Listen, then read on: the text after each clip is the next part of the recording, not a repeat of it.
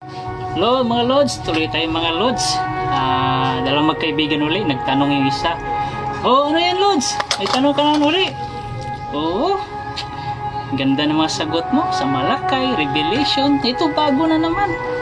Yung sa Mark tsaka sa Luke. Kasi minarinig kasi ako sa Reels. Yung biniyaan daw ng Diyos ng pagpapala ng karunungan, makasarili daw. Ay, isa lang sagot yan, Lods. So, ano bang masasabi doon?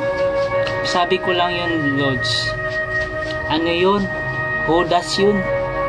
Hindi marunong sumunod ba kay Jesus Christ? Sa Diyos natin, kung Diyos man nagutos yung sa binayaan ng pagkarunungan. Halimbawa, ikaw, nainggit sa'yo kasi makasarili ka daw. Naramdaman ng Diyos na magnanakaw sila, kaya naging makasarili. Tingnan mo si Jesus Christ, naghanda ng banal na hapunan. Inanyayahan ba yung mga iba? Diba pinili lang yung iba? Sabi na ni Jesus Christ, piliin ninyo yung nasa malalayong lugar. Naging makasarili, hindi lahat. May naligaw pa nga si Judas. Ano nangyari kay Judas? Namatay, nagbigti. Kasi Judas yun yung nagsabing makasarili. Yan yung mga aso na tinutukoy ko, tsaka yung magnanakaw sa Revelation, tsaka sa